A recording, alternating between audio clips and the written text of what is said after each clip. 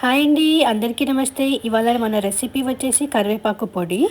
అందుకు ఒక పాన్ పెట్టుకొని 2 టేబుల్ స్పూన్ ఆయిల్ వేసుకొని, ఆయిల్ హీట్ అయిన తర్వాత 2 టేబుల్ స్పూన్ శనగపప్పు వేసుకోవాలి. ఒకసారి జస్ట్ శనగపప్పు ఒకసారి కలుపుకొని, సేమ్ అందులోనే 2 టేబుల్ స్పూన్ మినపప్పు వేసుకొని, అది కూడా ఒకసారి మిక్స్ చేసుకొని, కొంచెం హీట్ అయిన తర్వాత అందులో 2 టేబుల్ స్పూన్ ధనియాలు వేసుకొని, అది కూడా కొంచెం ఇవన్నీ ఒకసారి వేగేటట్టు మిక్స్ చేసుకోవాలి. ఇవన్నీ పప్పులన్నీ వేగిన తర్వాత 20 ఎండుమిర్చి వేసుకోవాలి. 20-25 మీ స్పైసీకి తగ్గట్టుగా ఎండుమిర్చి వేసుకొని ఒకసారి కలుపుకున్న తర్వాత జీలకర్ర 1 table spoon, half table spoon మెంతులు వేసుకొని స్టవ్ ఆఫ్ చేసేసాలి. అదే వేడికి జీలకర్ర ఇంకా మెంతులు అనేటివి మనకి చక్కగా వేగిపోతాయి.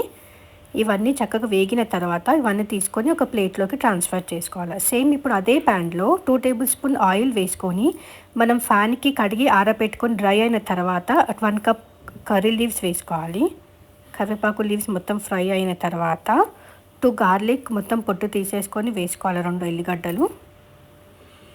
మనకి కర్రీ లీవ్స్ అనేటివి మొత్తం క్రిస్పీగా అయ్యేదాకా ఫ్రై చేసుకొని స్టవ్ ఆఫ్ చేసేసుకుందాము. ఇప్పుడు మనం ఫ్రై చేసి పెట్టుకున్న పప్పు, ఎండుమిర్చి అవన్నీ మిక్సీ జార్లో వేసుకొని, ఒక పెద్ద నిమ్మకాయ సైజ్ అంత చింతపండు వేసుకొని, 1 టేబుల్ స్పూన్ ఉప్పు, కొద్దిగా పసుపు వేసుకొని మెత్తగా పౌడర్ చేసుకొని పెట్టుకోవాలి.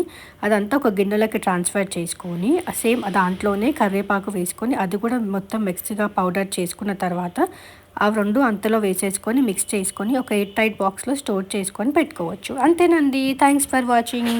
Thank you.